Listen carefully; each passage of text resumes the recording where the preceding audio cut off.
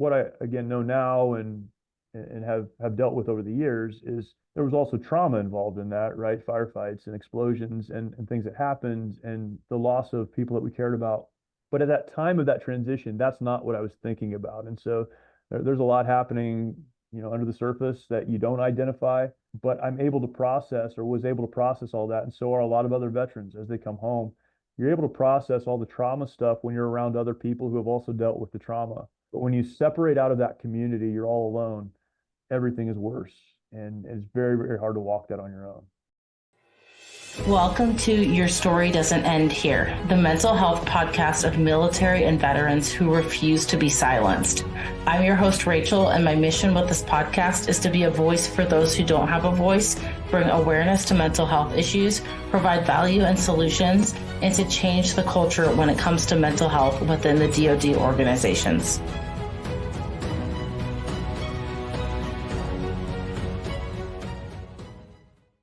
Hey everyone, thank you so much for coming back for another episode of Your Story Doesn't End Here. Today's guest is Jeremy Stalnecker, who seeks to help others answer one of the toughest questions we all face. How do I move forward when my world is falling apart? Jeremy is the co-founder of the Mighty Oaks Foundation, dedicated to helping America's military warriors and their families who are suffering from the unseen wounds of combat, such as post-traumatic stress disorder. In addition to his current role, Jeremy has served as a Marine Corps infantry officer and as senior pastor. He is an accomplished author, inspirational speaker, and a frequent guest on some of America's most prominent news networks. When not working, Jeremy enjoys spending time with his wife and 4 children, training Brazilian Jiu-Jitsu, or getting ready for an upcoming ultra marathon. Jeremy, so many things we could dive into here, just in that little bit of your bio. So excited to have you on the show today. Thank you so much for being here. Well, thank you. I really appreciate it. Looking forward to it. Absolutely. So before we get into your story, I just want to ask if there's one word or a few words you could use to describe how you are feeling going into this episode today. How would you describe that? Oh, wow. What a great question to start. I think right now I feel pretty content and at peace, which is not always the case, but that's how I'm feeling today. So yeah, great question. I love that. Love it. So I'm just going to pass it off to you from here, and really excited to hear a little bit more about you, your dynamic life, and your story. Yeah, so I'll give you the highlights. I'm 47 years old. I feel like I'm getting older all the time, which I guess all of us are getting older all the time. But I don't feel old, but I feel like I have a lot of life behind me. So I started thinking about the military when I was very young. I was 12 or 13, probably. My dad actually gave me a book that he had when he was, a teenager. He found it in my grandparents' house, and I don't think gave it to me for any other reason than he just didn't want to get rid of it. But it was a book of stories of Congressional Medal of Honor recipients from World War II. And it was written to young people, so it was kind of in that narrative format. And man, exciting stories. When you're like 11, 12 years old, it really captures your imagination. I was just talking to my son about this last week. My son is 14, and he watches videos on, Navy SEALs and all that stuff all the time, right? That's kind of what he's absorbing all the time. He's like, "Did you do this for your kid?" I'm like, "Yeah, no, not at all," because I didn't have a phone and there wasn't YouTube and we didn't have a computer. We had books, and I remember reading, that book in particular and other historical accounts of military heroes, folks who did these amazing things, and that stirs something in you. And so I knew pretty young that I wanted to do something like that. We had a couple of family friends who had been in the military. One of our close family friends, he was much older, Mr. Stevens. He had been in World War II. He was a Marine Corps veteran, was part of the island hopping campaign. And my dad would take me over to the Stevens house, and Mr. Stevens could barely walk. He'd take me over to their house and have me sit next to him and just hear stories. And so, it stirs something in you. So as I went through my teenage years, I told my parents I'd really like to enlist in the Marine Corps. And they said, "Look, you can do whatever you want to. We're happy to support that, but we would really like for you to go to college first." And so I started going to college literally because my parents wanted me to. They had both put themselves through night school and worked very hard after they had gotten married and had kids. So they wanted us to go to college. So I did. And while I was there, heard about a commissioning program that I could go through and became, when I graduated, commissioned officer in the Marine Corps. Served with 1st Battalion, 5th Marines, an infantry unit based out of Camp Pendleton, California, and had a great time as an infantry officer, infantry platoon commander. And then 9/11 happened. So I was commissioned in 1999, did kind of the normal deployment stuff, and then 9/11 happened, and that changed the world. Of course, it changed everything. I've heard so many stories of men and women who went into the military because of 9/11, but there were a lot of us that were already in the military. And so the question was asked, what happens now, right? Where do we go from here? And a lot of things happened. We were supposed to go to Afghanistan. We got pulled back from that. Iraq wasn't even on the radar yet. So we're preparing and then not. And it looked like the war was going to be over quick. And we were all going to get out, having never gone to war. And I made plans to actually resign my commission when I came to the end of my contract and get out. And right before that happened, our battalion was sent to Kuwait in January of 2003. Initially, it was to sit on the border between Kuwait and Iraq, and our infantry battalion, 1-5, 1st Battalion, 5th Marines, was the Marine Infantry Battalion that breached the berm on March 19th and 20th between Kuwait and Iraq, and went into Iraq, hit the southern objective, and made our way to Baghdad. The Battle of Baghdad on April 10th of 2003 was our final fight, and just a crazy time as you can imagine. So all of that happened, and it was funny because in my mind I was already out the door. I was moving on. My wife actually had found a place for us to live and bought us a house, and we were getting ready for the next stage of life, which for me was ministry of all things. I had been asked to come work at our church when I got out of the Marine Corps. And so I made that commitment thinking, again, we weren't going to deploy.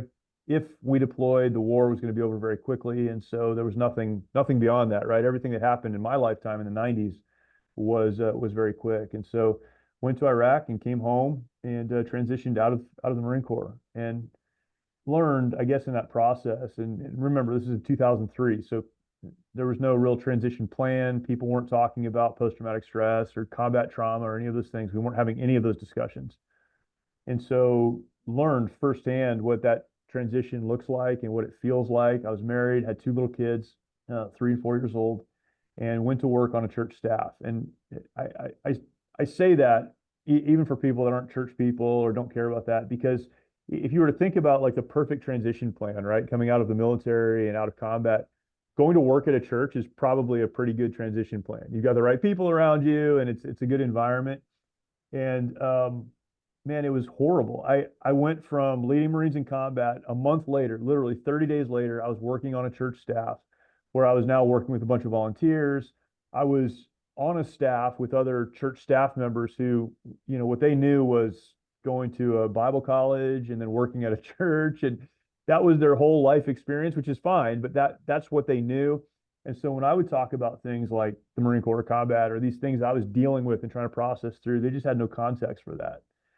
And I started to spiral. I went from frustrated to angry and just became so angry. I was a disaster at work, which is crazy, right? When you're working at a church, like to be a disaster. In the infantry community, if you have a problem with a coworker, you scream at each other until you work it out. And I realized very quickly that's not how it works at church. And I got asked to leave a number of staff meetings. And then I'd take that frustration and anger home and scream at my wife and kids and throw things and break things. And it was terrible. I was so lost. And, looking back, particularly doing the work we do now, I can understand trauma and post-traumatic stress and some of those things, but a lot of it for me was like this loss of identity. From the time I was a young teenager, I'd pointed my life toward this one thing, and then I did that thing. And I didn't realize that in the process that had become who I was, the uniform, the job, and then really hit the pinnacle of military service. If you're an infantry guy, that's what you want to do. And we did that. And now I just felt, I felt worthless. I felt lost, all those things. Became very frustrated and very angry. And so it took a few months, but not long. About 11 months after I started that job, my pastor, who was my boss, called me into his office and said, "This is not working. You're going to have to find a new place to go, or we're going to have to figure this thing out." And that was the first time I'd been confronted about my behavior and, just how much chaos I was taking everywhere that I went with me. And we had that conversation. He said, "Look, it's Friday. I want you to leave today. I want you to go away for a week and come back in a week and tell me what you figured out." Like, so again, 2003, this is how we deal with with trauma, right? No one really understood it. And he certainly didn't understand it. He wanted to help me, but he didn't understand it. And so he said, "Go figure this out."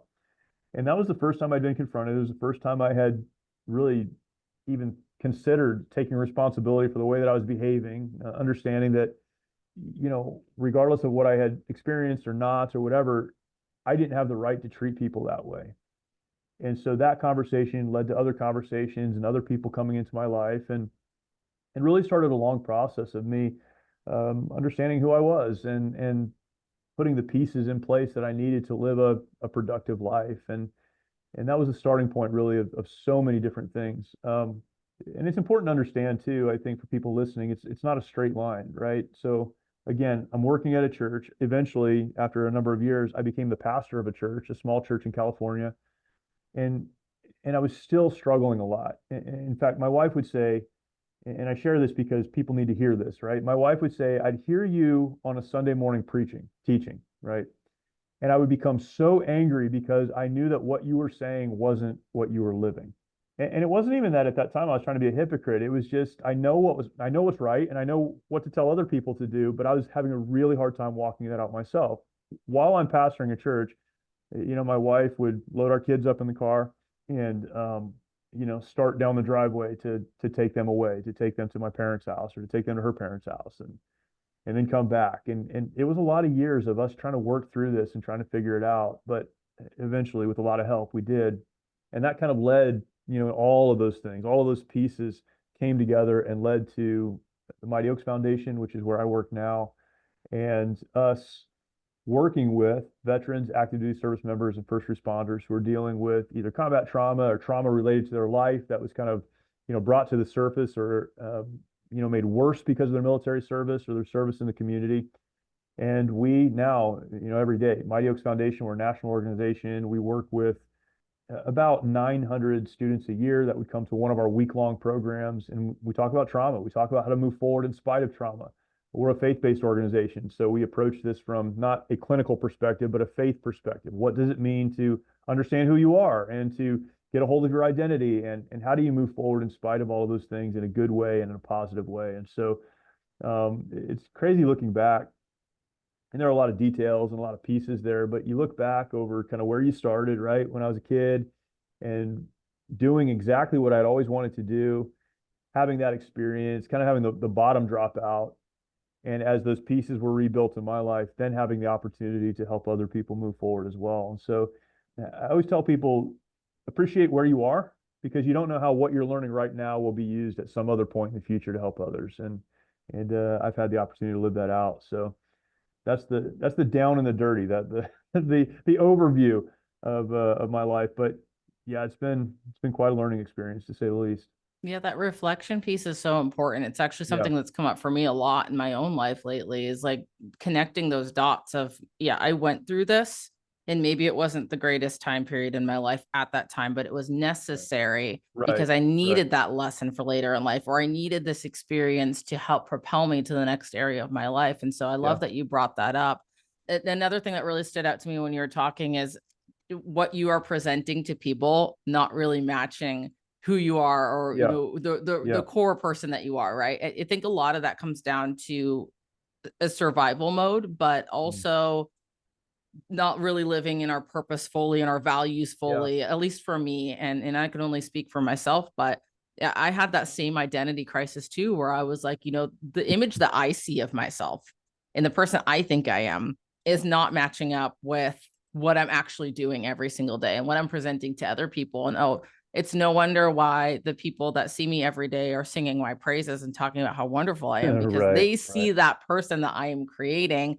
Meanwhile, when I'm at home, am I still that same person? Yeah. And it's hard to address that with yourself. Well, and it's crazy because I think what that reflects is you can know what's right. Mm-hmm. And so that's how you're able to put up that facade, right? Because I know what right looks like, and I even know what's right for other people. But it comes down to doing the hard work for yourself. And that's where, if you have, a spouse, you have someone close to you that knows the real you, they can become very frustrated, very angry, because it's like, look, what's right, clearly. You present this to other people clearly, but you're not willing to do it for yourself and for us. And man, it becomes a major issue for sure. Absolutely. Absolutely. So what was it that really helped you get out of that funk period of your life when it came to your trauma, your PTSD, and all those things that you were processing? I think it's been different things over time. initially it was being confronted by people that I knew cared about me. And it, it sounds too trivial almost, but really having a pastor that I knew loved me and cared about me and I could tell had no idea how to help me, but was willing to point out like, look, there's a problem. And then having my dad, who's someone I've always looked up to, kind of confront me and like, hey, let's work on this together. I don't know how to help you, but there's some problems. There's some things going on here that aren't good. And my wife, of course, and some other people. I remember one day I was just kind of acting the fool. Like I don't even know another way to say it. I was just running my mouth. I was saying things that weren't nice, right? And there was a guy in our church who is, I don't know, he's probably 30 years older than me. So, someone that I respected and someone I looked up to. I'm 6'3". He's probably 5'5" or something like that. But I remember him one day, like, kind of grabbing me and like, hey, I need to talk to you. And so I'm looking down at him and he's like, the way you're acting is unacceptable. The things you're saying are not okay. And just like that, right? Just confronting me that way. But because we had a relationship, because I knew he cared about me, I had to take that on board. And so I think what shook me out of all of that was, man, like there may be reasons for the way you're acting, maybe, but that doesn't excuse your bad behavior. So having a reason is not the same thing as having an excuse. I feel this way because of, I'm acting this way maybe because of, but ultimately I'm responsible for how I act, right? And what I do. And so having those people step into my life was huge. And then, long term, the consistency of my wife to continue to love our kids and love me, but you got to be careful here, but confront me continuously, right? Like she loved me. I knew she loved me. She was kind to me. She respected me. She said nice things to me. But when I got off track, she wasn't afraid to say that either, right? And just to have that, again, you can go too far on this where it becomes nagging or something, right? And like you're tearing down. I never Right. felt like she was tearing me down because she built me up a lot and she encouraged me a lot. But when I got off course, she was there to bring me back. And so having those consistent voices in your life is huge. And if you don't have them, you need them and you need to go find them. So important. And there is really a fine line there between like, okay, constructive criticism Yeah, or just right. constantly nagging on Right. someone because that's not going to Right. be effective. But I love that you brought up the point that people were willing to have those tough conversations with you because that's not usually the answer I hear. When I ask someone, what was the thing for you that was really healing? A lot of times I do hear, the therapy or, a mentor, but we don't really get into Yeah. the details of what was it that person or mentor or mentors or maybe groups of people did that really struck that nerve to make the change. And oftentimes it is those tough conversations. Not all of us are motivated by like pats on the back. Some of us are motivated Yeah. by the Yeah. pain of Yeah. someone that we really care and respect, telling us like, hey, listen, like you're not that what you're doing is not okay, Yeah. essentially. Yeah. And I mean, I've had books and I've had, counselors and I've had other people who have said really important, very helpful things to me that have allowed me to grow and to develop. But what I found and what I try to help others understand is that in order to get to a good counselor, in order to get to a good, therapeutic process, in order to read the right books or listen to the right podcasts or do whatever you need to do to get better, you have to first make a decision. And until you're willing to make a decision to get the help that you need, it doesn't matter. I mean, we have no shortage of help available to us. There's a there's a great book. It's called Man's Search for Meaning. If you're familiar with it, I'm the reading author, that right now, it's actually. incredible. It's incredible. One of my favorite books. I've read it many times. Viktor Frankl, for those that aren't familiar, is the author, but he was a psychiatrist until he died. He wrote a lot, but psychiatrist during World War II, Jewish psychiatrist, interred in a concentration camp. His wife and unborn child were killed in another concentration camp. So he's living through all this as a psychiatrist, and he was, I think it was 4 or 4.5 years or something. He was in that concentration camp, and he started to ask these questions while he was there. Why is it that some people in this situation do really well, and they get through it, and they just make it day to day, and some don't? They die of heart sickness or just being there is too much for them to bear. He said so many wonderful things. One of the things he said that I like is that the one thing that no one can take away from you, the last of the human freedoms, I think he calls it, is the power to choose, the power to decide. And then he describes this kind of scale. He said between stimulus and response, there is space. So stimulus is what happens to you. Response, obviously, is how you respond. Between stimulus and response, there is space. And then he made this statement, in that space is the power to decide. And that's huge, right? So things happen to us, but no one takes away from us the ability to decide how we're going to respond. And so to your earlier point, I think before we can get help, before we can bring the right people in, before we can connect to mentors and counselors and the rest, we have to use that space between the stimulus and the response to decide that we're going to do something different and that we're going to take those right steps forward. Absolutely. That's why they say that a lot of, weight loss programs don't work for people, right? Because you have to make that decision. This Yeah, isn't even just in the world of mental health. It's that's right. That's right. any major change that we make, especially as we get older and our brains are a little more rooted. I mean, we can Yeah. change. Neuroplasticity is definitely a thing, but we have to make that decision. It's so important. And so I'm so glad that you brought that up. Can I ask, what was there one particular thing in combat that for you was emotionally very triggering, or did you feel that it was overall just that transition of, I had an expectation, I went through this combat experience that I wasn't expecting in the first place, and then now I'm home and doing something completely different, and it was overwhelming? I think initially it was just the transition. So, again, reading stories of combat action, reading stories of these World War II heroes, and then pointing kind of my life and my path toward that. And then, the Marine Corps is is really big on their history and their heroes. And so you hear all of these stories. I remember going to officer candidate school, and we'd have a class on military history. And in the classroom, the walls are lined with these, Marines of the past who did these amazing things. And then the class would always begin with us being called to attention and the instructor reading from what he called the Bible. It was actually, that red, white, and blue book of Congressional Medal of Honor citations. And he would pull one out, and it was always someone who had died in the process of, doing the heroic act they got that Medal of Honor for. And then he would read that citation. And so this is drilled into you, right? This is why we're here. This is what we do. So to me, going to combat, leading Marines in combat was, and it sounds strange to some people, but it was the fulfillment of a dream. I mean, that was the Super Bowl, right? And I had been playing like Pee Wee football, and now I had a chance to play in the Super Bowl, and we did, and it was amazing. Not fully grasping all that's involved in that, but amazing in the sense that we trained for something, and then we went to this place that no one had really been, and we did this thing that no one had done, and we came out on the other side intact. I led Marines. I had 84 Marines in my platoon, and some wounded, no killed in action, none lost. We all came home. I mean, this was like, the highlight of my life at age 25. And then I came home and put all of that in the closet when I hung that uniform up, and I felt like I had lost everything. I couldn't even articulate that at the time, but it was like everything I'd ever cared about, everything I had wrapped my worth up in was tied to that. Now, what I again know now and have dealt with over the years is there was also trauma involved in that, right? Firefights and explosions and things that happened and the loss of people that we cared about. But at that time of that transition, that's not what I was thinking about. And so there's a lot happening, under the surface that you don't identify, but I'm able to process or was able to process all that. And so are a lot of other veterans as they come home. You're able to process all the trauma stuff when you're around other people who have also dealt with the trauma. But when you separate out of that community, you're all alone. Everything is worse. And it's very, very hard to walk that on your own.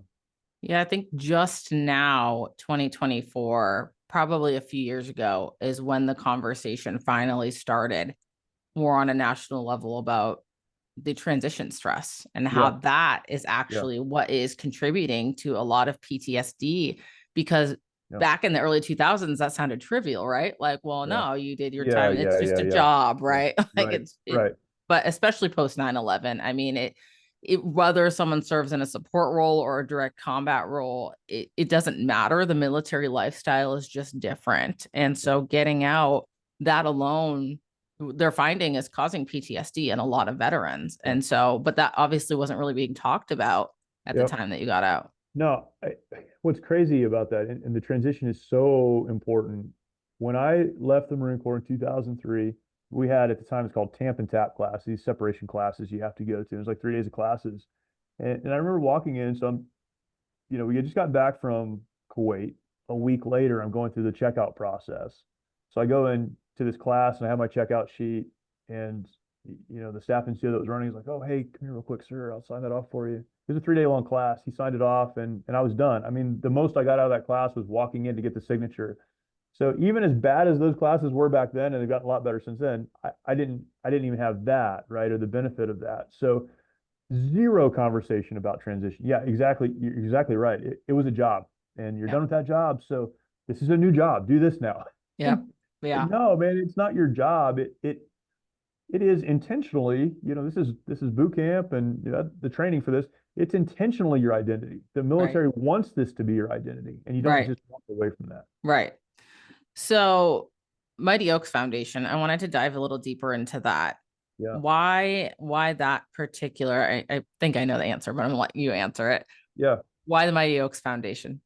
What do you Why mean? Why? Why? why establish something like that Yeah. in particular? So it was. There's a former Force Recon Marine, Chad Robichaud. He and his family had been through multiple combat deployments. He came home, post-traumatic stress. He almost took his life. And in all of that, had a mentor step into his life and help him understand faith and lead him into a faith life.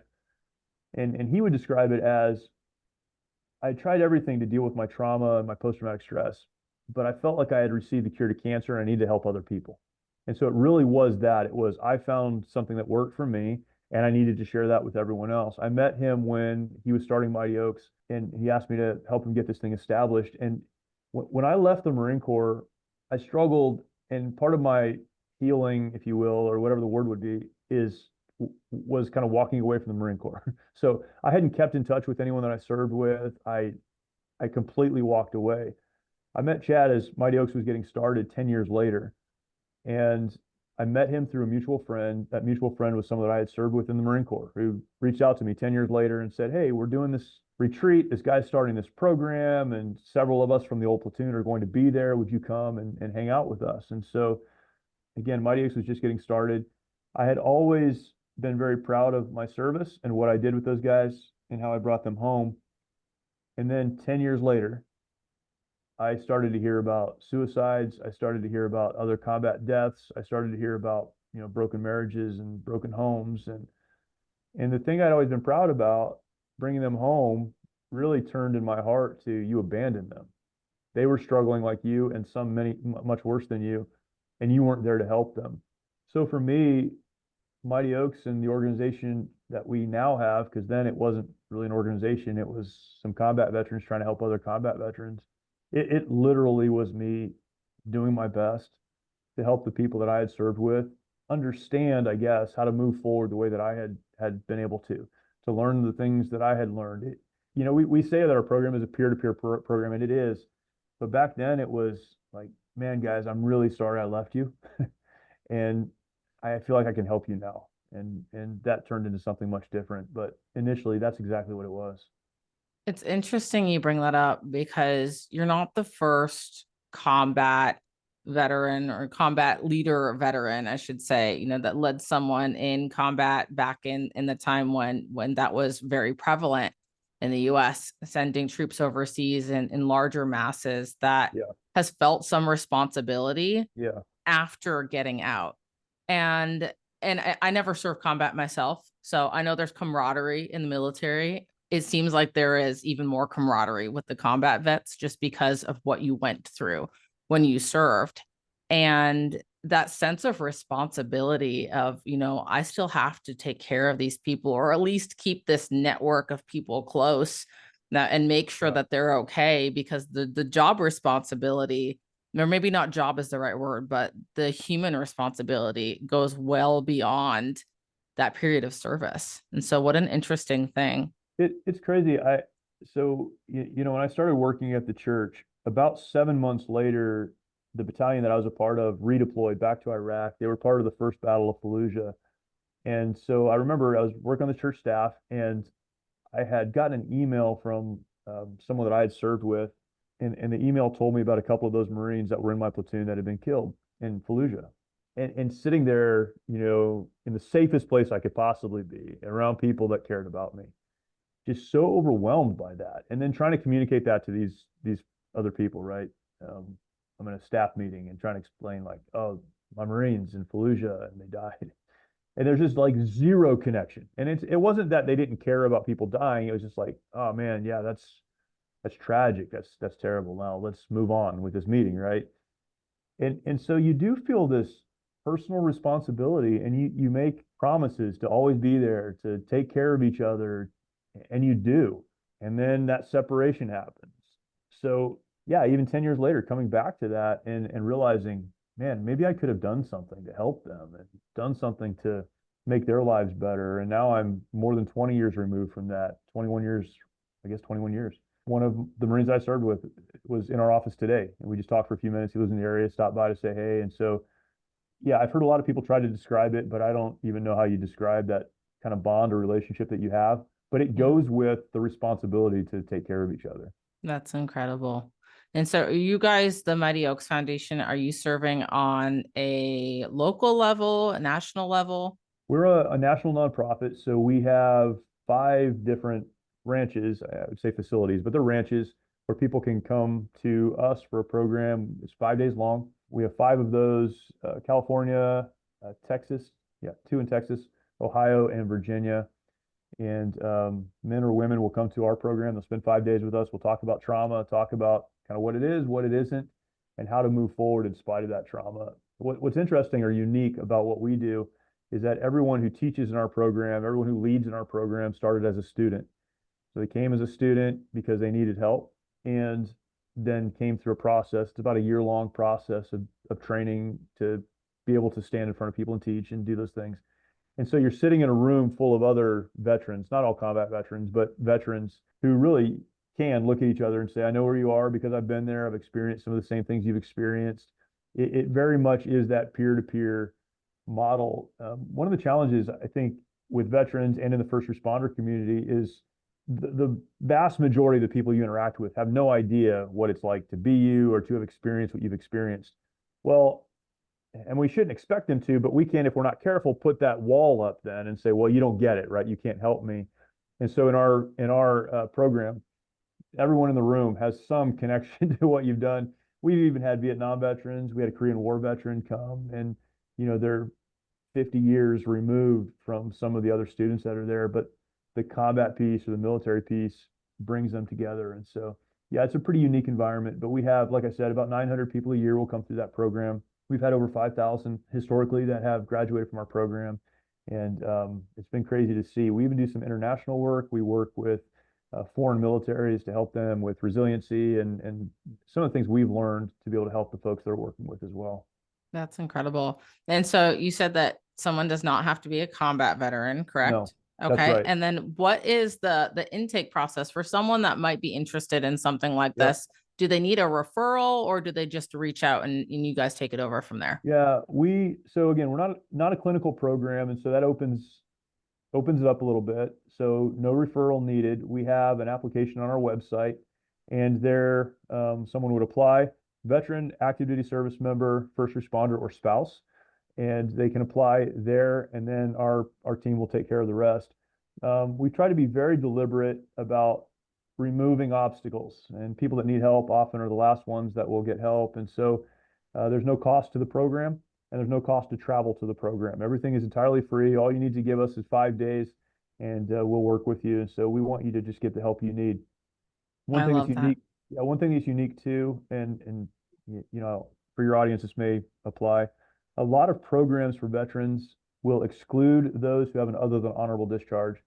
If you served, your separation status doesn't matter to us. As long as you served, we're willing to have you come to our program and see what we can do to help you. That's huge, because I know, yeah, a lot of those programs out there, if you don't qualify as a quote unquote veteran Yeah, under the VA or right. whatever definition, a lot of those programs don't help. So yeah, that is huge. And I've had people reach out to me before about people specifically that may not necessarily Right. qualify as a veteran. And a lot of times it's, hands up, I don't know, but Yeah.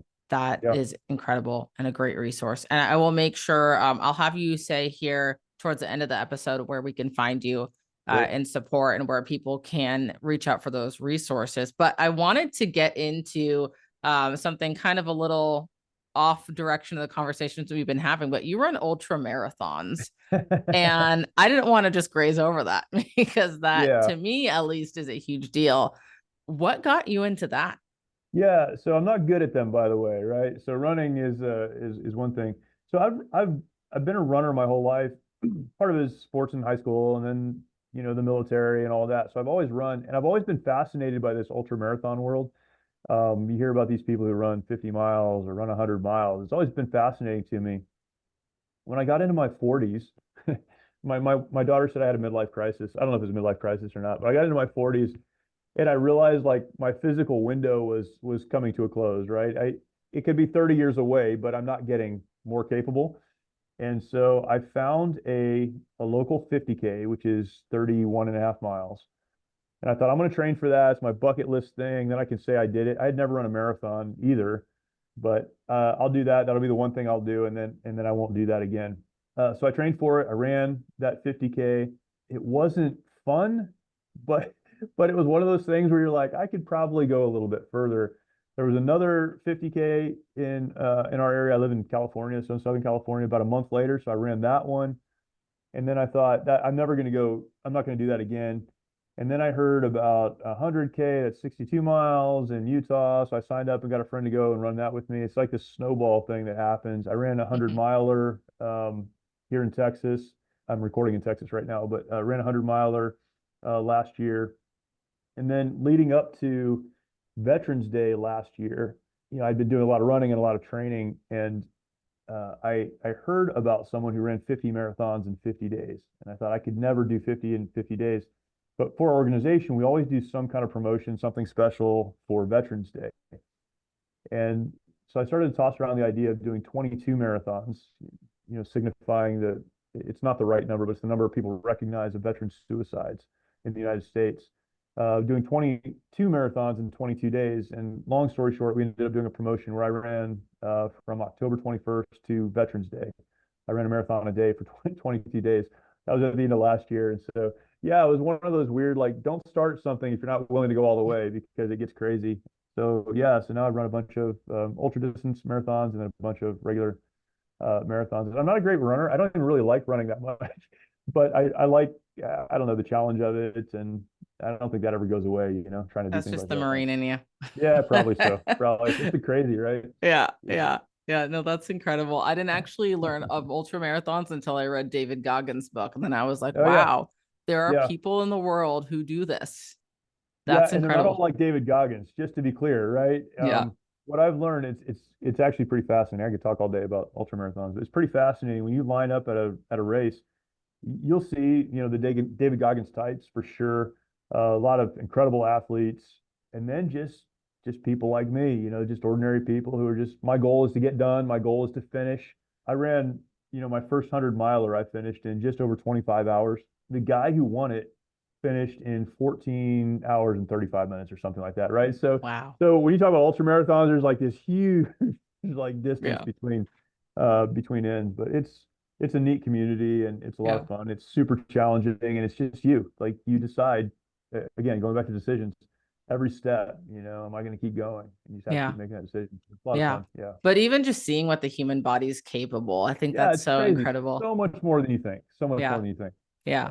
But yeah, we often don't hear about the guys like you that are doing the 25-hour ones. So Yeah. I'm glad we were able Yeah. to highlight that. There's a few crazy people out there. Yeah, it's Yeah. a fun community though. Hey, Yeah. maybe one day. I have half marathon on my bucket list right now. So I've never done more than a 5K, but we'll Yeah, get there. I just ran 25K, so 16 miles trail race the other day, last weekend. And that distance is a lot of fun. That half marathon distance is a lot of fun because it's far enough to push you for sure, Yeah. but not far enough to kill you, right? So Right. yeah, so you can get it done. Yeah, do it. I Do it. love it. I will. I will. I just need to find a race, sign up for it, and do it. Yeah, Yeah. Make that decision. Right. So that's right. Make the Jeremy, decision. where can we find you, Mighty Oaks Foundation, as well? And how can we support you? The best place to find us is just go to our website, mightyoaksprograms.org, mightyoaksprograms.org. I always forget that S, mightyoaksprograms.org. And there you can find the application, a lot of great resources. We have some books that are free for download on topics like post-traumatic stress, resiliency, suicide, some of those that we've written and that are available for free there. For those that want to just support the work that we do, again, we make our programs entirely free, and that's possible because of people who support. So that's a great way as well. To find me, just look for my name, Jeremy Stalnecker, on any of the socials, and you'll be able to find me there. So yeah. Awesome. Well, I'll post that all in the show notes for anyone who wants easy access to this information. And just to figure out best ways to support. I always tell my listeners that social media followings are free. Supporting on social media is free, and just getting the word out there for someone who might need it. I found that there's a lot of organizations across the US, and if we don't tell people about them, then the people that need that information the most don't hear it. So if you're listening to this, please make sure that you share, like, support. And if you're able to do more if it resonates with you and it's on your heart. But Jeremy, I really appreciate you taking the time to come on here, share a little bit about yourself, your story, what you are doing. And it is so incredible, the things that you're doing in your life. I'm sure we could talk for hours about everything combined, but for sake of time, I'll just ask you our last question to wrap up. And if there's anything that you would like to share with the listeners as far as the last word or piece of advice, you are welcome to do so. Yeah, I think, the kind of the last word I like to leave with people is that there is hope. We always feel like there's no hope. There could be hope, in a relationship or in our lives or whatever. There is always hope. There is always the ability to push forward, to accomplish more, to get out of whatever bad situation you're in. You might need help. And if you need help, find that help. I've heard it described as, if you don't have the right people in your life, you need to find those people as if you are a drowning man trying to get a breath of air. You've got to find the right people. But there is hope, and you can move forward. So don't give up. Thank you for taking the time to listen in today. With your support, we are able to increase awareness of the mental health issues affecting service members and veterans today, with the goal of creating positive change. If you got value from this episode, please take 30 seconds to subscribe and share this episode within your own network. Until next time, remember, your story matters, your mental health matters, and your story doesn't end here.